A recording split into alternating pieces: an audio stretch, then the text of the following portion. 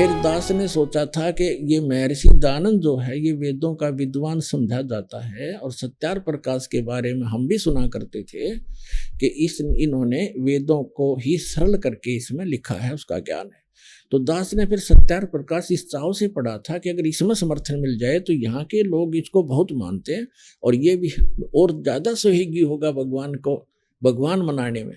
अब सत्यार प्रकाश जब देखा और वेदों से मेल करा, एक भी कितना भी सच्चाई आसपास नहीं पाई, तो इसलिए दास ने कहना शुरू किया ये सत्यार प्रकाश में कोई भी सत्य नहीं है, ये बिल्कुल झूठा है। और देखो कोई दास का उद्देश्य नहीं, सबको ये समझाना चाहता हूं कि आप दिशा गलत जा रहे हो, आप इसको त्याग दो और वापस आ जाओ। बुद्धिमान थे वो तो आ ही गए, लेकिन जिनकी रोजी रोटी बंद हो गई थी आचार्यों की, जो उनसे चंदा लेकर खा रहे थे, इसको बेच रहे थे, रोटी रोजी चला, उन्होंने रोजी रोटी निर्वाह कर रहे थे, उन्होंने भ्रमित करना शुरू कर दिया, झूठ बोलने शुरू कर दिए। चाहा था कि रामपाल बिल्कुल इतना बदनाम कर दें कि कोई इसका नाम से भी नफरत हो जाए लोगों का, लेकिन ये भगवान का मार्ग है, परमात्मा का चलाया हुआ है। 600 वर्ष पहले परमात्मा आए थे, उनके साथ भी ऐसे जुल्म किए थे इन हमारे धर्म गुरुओं ने, लेकिन तब भी उसका कुछ नहीं बिगाड़ पाए। लेकिन इतनी कमी रहेगी कि उसमें शिक्षित नहीं थे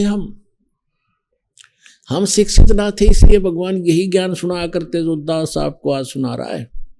लेकिन आज दास को उन सदग्रंथों का सहयोग मिला जिससे आपको खींचने में आसानी हुई।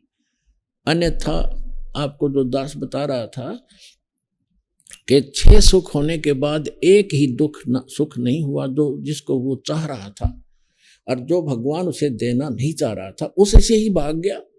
अब आप के बारे में परमात्मा ने कहा कि ज्ञान संपूर्ण हुआ नहीं और हृदय नहीं सदावे, और देखा देखी भक्ति का रंग नहीं ठहरावे। अब ज्ञान संपूर्ण दिया है परमात्मा ने, आपको ऐसा ज्ञान कर दिया आप यहां से हिल नहीं सकते। अब क्या कहते हैं, आपकी ऐसी स्थिति हो जाएगी, बंदी छोड़ दयाल जी तुम तक हमारी दौड़े, जैसे काग जहाज का अब सूजत और न ठोर।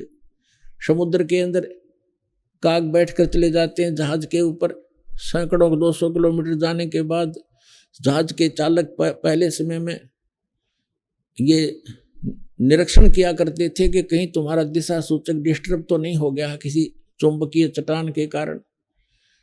उसको उनका एक तरीका था, कौवे के अंदर एक ऐसी विद्या दी है भगवान ने कि वो शाम के समय बैठ जाता था उस पे जहाज पे, क्योंकि खाना खाने के लिए अतिथि बैठ जाते थे, टुकड़ा डाल देते थे, तो वो इस लालच में चला जाता, रात को हो जाती, तो सुबह जब होता तो चालक, समुद्री जहाज के चालक अपना दिशा सूचक की जांच ऐसे करते थे, उस कौवे को विवश कर देते थे पत्थर मार मार के उड़ने के, तो वो उड़कर उसी दिशा में चलता था जिस दिशा से वो आए थे। पूर्व से आए थे तो पूर्व को ही चलेगा वो सीधा स्ट्रेट, तो उससे वो अपनी दिशा ठीक कर लेते थे। फिर वो कौवा थोड़ी बहुत दूर जाता था, आधा किलोमीटर मुश्किल से, फिर कहीं बैठने का स्थान नहीं उसको दिखाई देता था, वापस आकर उस जहाज पर ही शरण लेता था, नहीं तो कहीं और बैठे तो डूब कर मर जावे। तो पुण्यात्मा ऐसा ज्ञान करा देगा ये दास आपको, सब प्रमाणित करके सदग्रंथों से।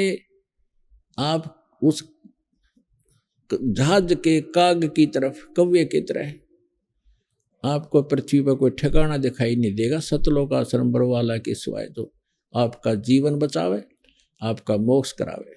तो पुण्यात्माओं, ये आज जो सत्संग प्रारंभ हुआ है परमात्मा के प्रगट दिवस के उपलक्ष्य में, तो आज आपको केवल सतयुग में परमात्मा आए, ये चारों युगों में आते हैं। हमारे सदग्रंथ बताते हैं कि भगवान ऐसी लीला करता है, चारों युग में संत पुकारे, कूक को हम हेल रे, हीरे माणिक मोती बरसे, ये जग चुगता ढेल रे। सतयुग में सत सुकृत कह टेरा, त्रेता नाम मुनींदर मेरा, द्वापर में करुणा में कहाया, कलयुग नाम कबीर धराया। बोलो सतगुरुदेव।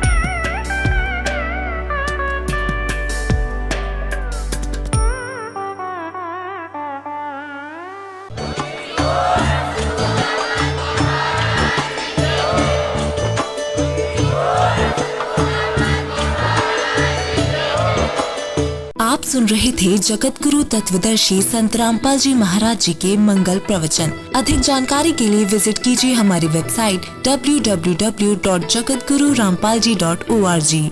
संत रामपाल जी महाराज जी के शुभ आशीर्वाद से पूरे विश्व भर में 500 से भी ज्यादा नाम दीक्षा केंद्र हैं, जिन पर संत रामपाल जी महाराज जी द्वारा ऑनलाइन निशुल्क नाम दीक्षा दी जा रही है। अपने नजदीकी नाम दीक्षा केंद्र का पता करने के लिए संपर्क करें 8222880541।